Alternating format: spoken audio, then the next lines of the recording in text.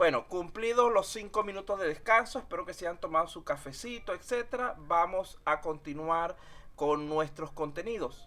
Lo siguiente que tenemos aquí es la validación de los requisitos del software.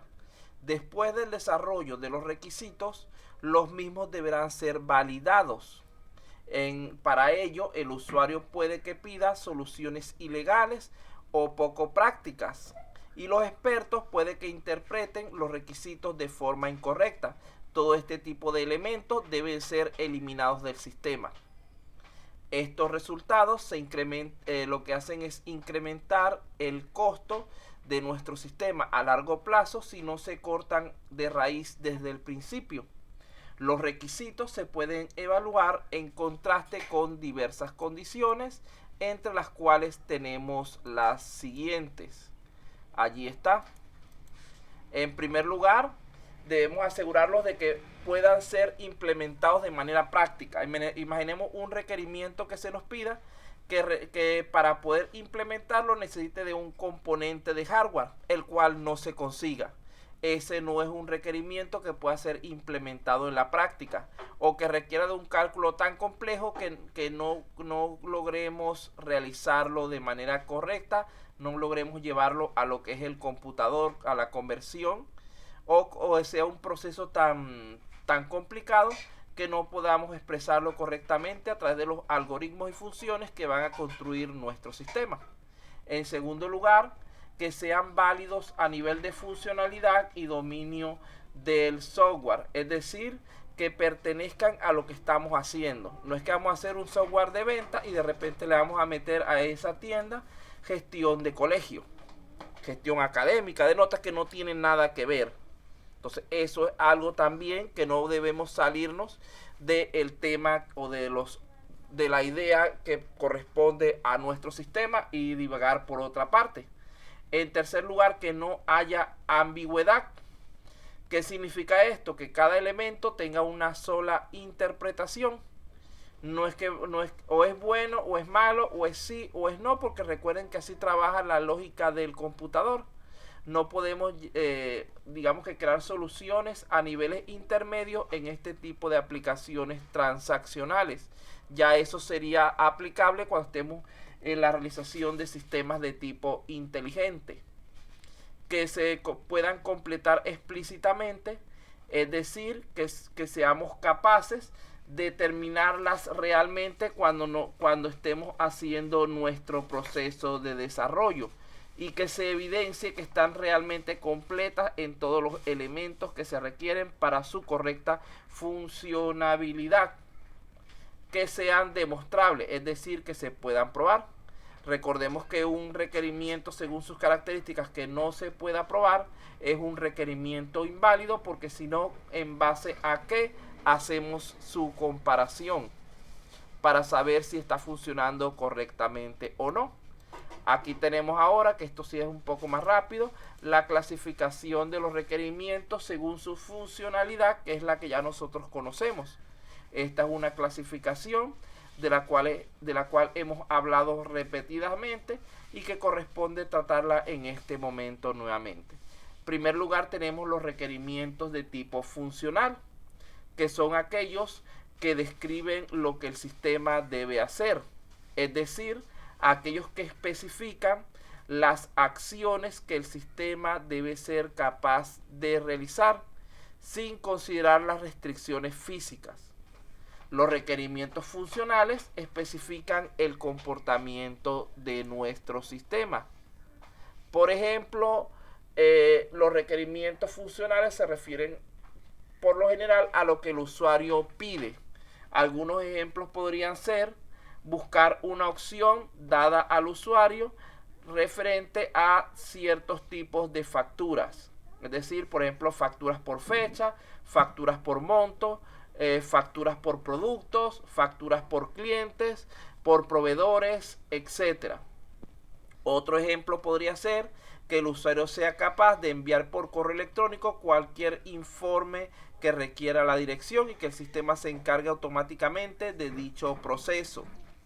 Otro tipo de requerimiento funcional es que los usuarios se puedan dividir en grupos y los grupos tengan derechos o privilegios diferentes. Esto tiene que ver con la parte de gestión de niveles de usuario que habíamos hablado al principio, donde por ejemplo en el caso de la tienda, el gerente tiene muchos más permisos para realizar las acciones del sistema que los que pueda tener un cliente o un empleado común. Entonces vean que estamos hablando ya nada más en ese punto de 3 grupos de clasificación. Debe cumplir con las reglas empresariales y las funciones administrativas. ¿Qué significa esto? Que el sistema debe adaptarse adecuadamente a las características propias del entorno del negocio y del negocio mismo en sí. Recuerden que, por ejemplo, la área de medicina tiene ciertas reglas que se deben seguir. Ejemplo, venta de medicamentos. Hay medicamentos que hay que venderlos con prescripción y otros que no. Hay medicamentos que son para niños, otros para adultos. Hay medicamentos que son en diferentes presentaciones, como pastillas, inyecciones y jarabes. Hay medicamentos que tienen que ser preservados, refrigerados.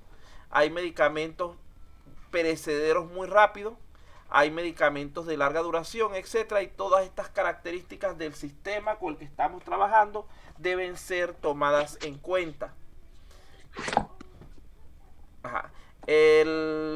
Cuando hacemos el mantenimiento del sistema, debe mantenerse el mismo intacto en cuanto a lo que es la compatibilidad con sus diversos elementos. No es que por hacer un mantenimiento, una mejora a un módulo, resulta ser que se convierta en incompatible con otros elementos. Es decir, debemos tener una retroalimentación constante cuando estamos realizando los cambios y hacer las pruebas correspondientes.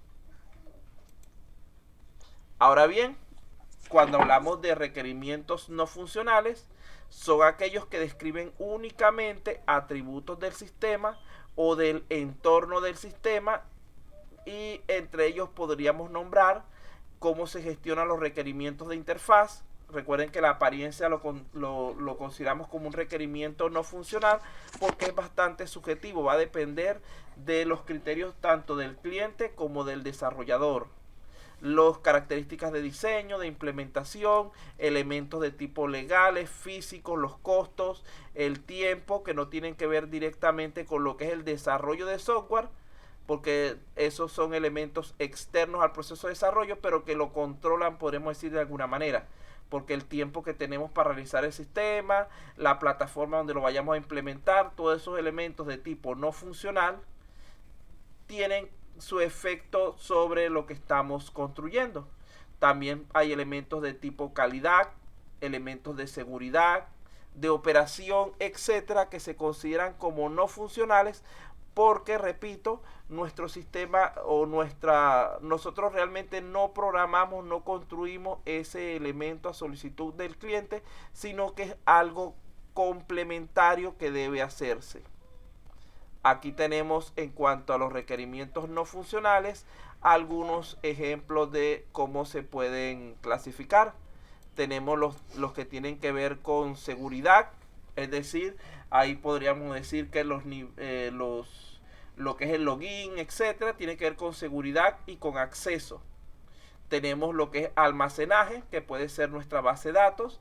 Lo que es configuración tiene que ver con lo que es la plataforma donde vamos a montar el sistema y las características propias de cada usuario. Tenemos lo de actuación, es decir, del funcionamiento propiamente dicho del sistema. Tenemos lo de costo.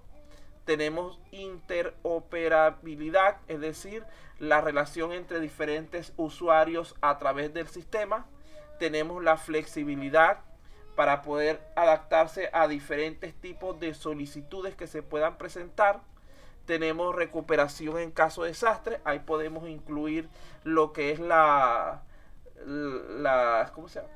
La parte de copias de seguridad, la parte de fiabilidad, etcétera. Y tenemos la parte de accesibilidad, es decir, esto tiene que ver bastante con la parte de interfaz de usuario, con la parte de portabilidad, etcétera.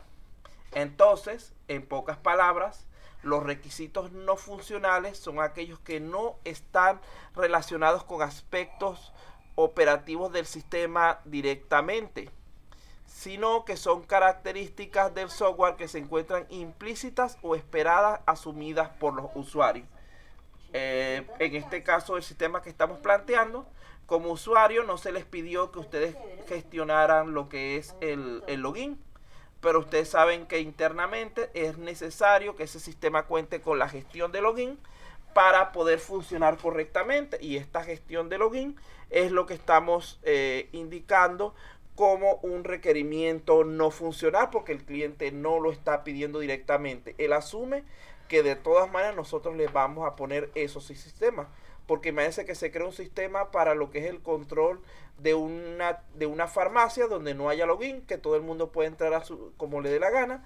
Al final de cuentas la farmacia va a quebrar porque se van a perder los productos, se va a perder la información, cualquiera va a poder indicar que él compró un producto y no lo compró, o mandarse a sí mismo envíos de mercancías sin haber ni siquiera pagado, etcétera. Entonces son características que ya el cliente espera que ustedes las incluyan. Cuando hablamos de requisitos de la interfaz de usuario, debemos recordar que esta es una parte importantísima de cualquier sistema. Recuerden que el software es más aceptado si cumple con algunas características básicas que tenemos a continuación.